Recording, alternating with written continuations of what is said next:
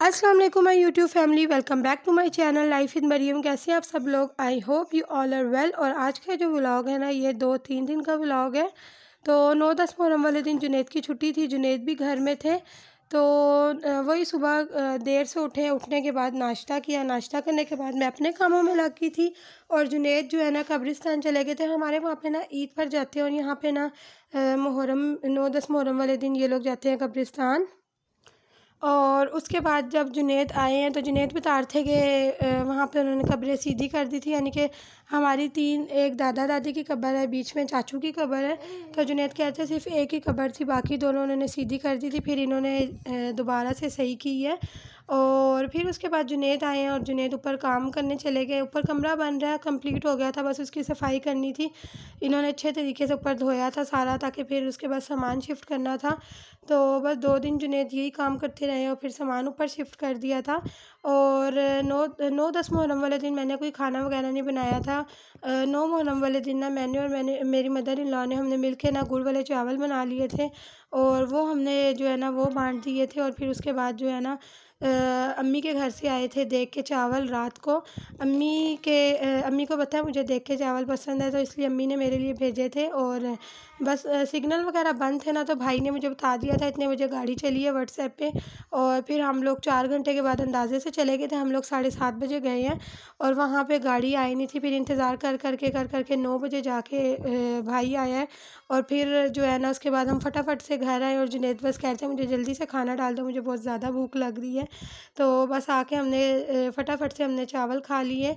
और उसके बाद जो है ना नेक्स्ट डे जो है ना 10 मुहर्रम वाले दिन भी यही रूटीन थी ना। बस मैं अपने कामों में लगी थी। नाश्ता करने के बाद जुनैद जो है ना ऊपर चले गए थे काम करने थोड़ा सा। और बस बच्चे अपना खेल कूद में लगे हुए थे। तो यहाँ पे भी मैं बस सफाई कर रही थी। और ये देखिए आयज़ा जो है ना इतनी ज़ोर की गिरी थी, इसकी आँख पे भी और लिप के ऊपर वाले एरिए पे भी लगा है। और ये ना नीचे मैं चावल बना रही थी तो ये नीचे गाड़ी पे बैठी हुई थी और एकदम से बाहर दरवाज़े की तरफ गाड़ी लेके गई और वहाँ से ये गिर गई है और इसको लग गई थी चोट। और फिर बस रो रही थी बहुत ज़्यादा। आयज़ा अब तो ठीक हो गया, 3-4 दिन हो गए तो सही हो गया है। और अभी जो है ना यहाँ पे सारी सफाई करने के बाद जो है ना मैं फ़ारिग हो गई थी। तो फिर मैंने सोचा कि मैं थोड़े से कपड़े प्रेस कर लेती हूँ। और कोई भी फंक्शन वगैरह आगे आना हो ना, फंक्शन यानी कि कोई त्यौहार आना हो ना, तो मैं पहले ही कपड़े प्रेस कर देती हूँ। क्योंकि अब बच्चों 4-4 बच्चे हैं ना, काम जो है ना बहुत ज़्यादा होता है, तो मैं एक-एक 2-2 सूट करके ना पहले से जो है ना प्रेस कर देती हूँ। और यहाँ पे मैं बस जुनैद के कपड़े भी प्रेस कर रही थी। 14 अगस्त आ गई थी तो मैंने कहा चलो मैं जल्दी से कपड़े प्रेस कर देती हूँ। और ये वाला जो जुनैद का सूट है ना, ये भाई की मेहंदी में सिलवाया था और बस मेहंदी में ही पहना, एक ही दफ़ा पहना था। तो मैंने कहा जुनैद ये वाला वाइट सूट आप पहन लो, तो बस मैं ये प्रेस कर रही थी। और इसके बाद इस दफ़ा ना मैंने बच्चों के कपड़े 14 अगस्त के नहीं सिए। मैं अपनी एक ना शर्ट सी रही थी, अम्मी ने ईद पर ना मेरे को एक शर्ट, सबको हमारे को ना शर्ट्स दिलाई थी। तो वो शर्ट जो है ना मैंने रखी हुई थी, मैंने सी नहीं थी। मैंने कहा चलो मैं 14 अगस्त पे पहन लूँगी। ईद पे मैंने एक ही सूट इस दफ़ा बस सिया था। और अब मैंने वो निकाली थी तो मैं वो सी रही थी, आधी मैंने स्टिच की थी तो मेरी मशीन ख़राब हो गई, तो मेरा भी सूट वहीं रह गया और मशीन ख़राब हो गई। फिर मैंने बच्चों के भी नहीं सिए। तो हसन का जो है ना मैं रेडीमेड ले आई थी। और इब्राहिम की भी एक शर्ट पड़ी हुई थी 14 अगस्त की, वही पहना दी थी। साथ मैंने वाइट जीन्स पहना दी थी। और आयज़ा का जो ये वाला सूट है ना, ये अम्मी ने आयज़ा को ईद पे नया दिलाया था। तो ईद पे ना आयज़ा के 5-6 सूट थे, आयज़ा को मैंने वो पहना दिए थे, ये अभी तक पहना नहीं था। तो मैंने कहा चलो मैं आयज़ा को यही पहना देती हूँ। और मैं हरमा का भी जो ईद वाला सूट था ना, मैं हरमा को भी मैंने वही ईद वाला सूट ही पहनाया था। अगर मेरी मशीन ठीक होती तो मेरा दिल था कि मैं बच्चों के कपड़े एक जैसे सीती, लेकिन बस मशीन ख़राब हो गई थी, इस वजह से मैं बच्चों के कपड़े सी नहीं सकी।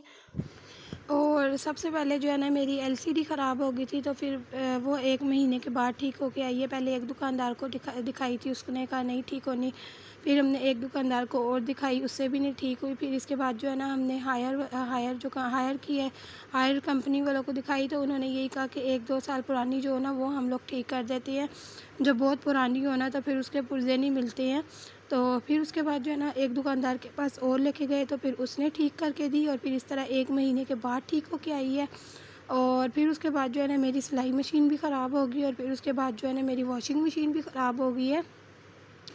तो इसलिए जो ना मेरा काम बढ़ गया। रोज़ाना जो है ना मैं हाथ से डेली कपड़े धो रही हूँ। रोज़ाना मैं भिगो देती हूँ थोड़ी देर के लिए, और फिर उसके बाद जो है ना मैं हाथ से धोती हूँ कपड़े। और जुनैद को भी बिल्कुल भी टाइम नहीं मेरा ठीक करवाने का, जब टाइम मिलेगा तो ठीक करवाएंगे। और इसके बाद जो है ना 10 मुहर्रम वाले दिन शाम के टाइम ना बच्चे जो है ना बोर हो रहे थे, तो महरमा को बस यही होता है ना कि पार्क ले जाए, झूले लेने हैं तो इसलिए पार्क ले जाओ।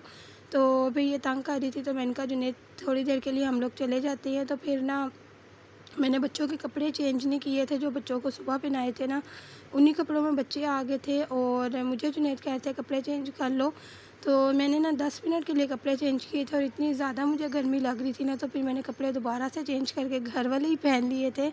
और फिर जुनैद मुझे कहते हैं इन कपड़ों में जाओगी, तो मैंने कहा हाँ खैर है कोई बात नहीं, मैंने ऊपर बुरखा पहनना है, कौन सा कपड़े नज़र आने हैं।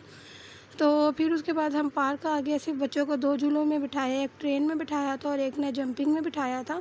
तो जो जंपिंग वाला भाई था ना उससे मेरी बहस हो गई थी, आयज़ा को वो नहीं बिठा रहा था। हालांकि इतना रश भी नहीं था, बहुत कम लोग पार्क में थे। जंपिंग में ना 3 मेरे बच्चे थे, आयज़ा, महरमा, इब्राहिम और 2 बच्चे और थे। तो वो आयज़ा को बिठा नहीं रहा था कि ये छोटी है, इसको नहीं आता ये वो ना। तो मैंने कहा छोटे बच्चों के लिए जंपिंग होती है, और माशाल्लाह से इतने अच्छे तरीके से वो ऊपर चढ़ रही थी, उतर रही थी। तो इस जंपिंग वाले भाई से ना मेरी थोड़ी सी बहस हो गई थी। इसके बाद ना फिर मैंने जुनैद से कहा कि बस अब हम लोग घर चलते हैं। यहाँ पे ये देखिए आयज़ा कितने अच्छे तरीके से ऊपर जा रही थी, आ रही थी, और बच्चे और भी नहीं थे, बस सिर्फ महरमा, इब्राहिम और यही थे। और जो 2 बच्चे पहले थे ना तो वो उनका टाइम ख़त्म हो गया था, तो वो लोग चले गए थे। और फिर हम लोग घर आ गए थे। आके फिर मैंने बच्चों के कपड़े चेंज किए, और फिर मेरा दिल कर रहा था मिल्क शेक पीने को, मैंगो का। तो रास्ते में आम कहीं पे भी नहीं नज़र आए, तो फिर हम लोग घर आ गए थे। फिर केले पड़े हुए थे, तो जुनैद कहते हैं कि मैंगो का बनाना का बना लो, तो फिर मैंने बनाना शेक बना लिया था। और बच्चे जो है ना वैसे फ़ीडर लेके लेट गए थे। फिर जो है ना जब मैं लेके आई हूँ तो फिर बच्चे भी उठ गए थे। ज़्यादा नहीं पीते हैं, थोड़ा थोड़ा सा पीते हैं, लेकिन ये है कि पी लेते हैं।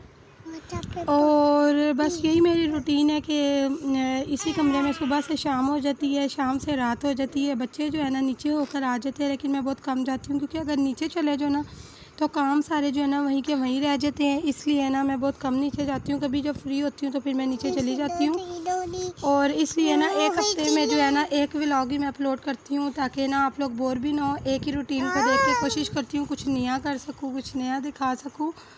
और बस जो मेरे चैनल पर नए आते हैं चैनल को सब्सक्राइब कर दिया करें। और यहाँ पे जो है ना अब ये नीचे ऊपर जो है ना कमरा तैयार हो गया था, सारा सामान ऊपर शिफ्ट हो गया। और यहाँ पे बस ये अंदर का सामान थोड़ा बहुत रह गया, और यहाँ पे बस इन्होंने तोड़ना शुरू कर दिया है, और एक एक कमरा करके तोड़ेंगे, और फिर यहाँ पे पत्थर लगाएंगे नीचे वाले पोर्शन में। और बस आज का मेरा यही व्लॉग है। आई होप आप लोगों को पसंद आया होगा। अगर पसंद आया तो मेरी वीडियो को लाइक करें, शेयर करें, मेरे चैनल को सब्सक्राइब करें। और नेक्स्ट व्लॉग में मुलाकात होगी। टिल देन टेक केयर, अल्लाह हाफिज़। और अपनी दुआओं में आप लोग मुझे याद रखिएगा।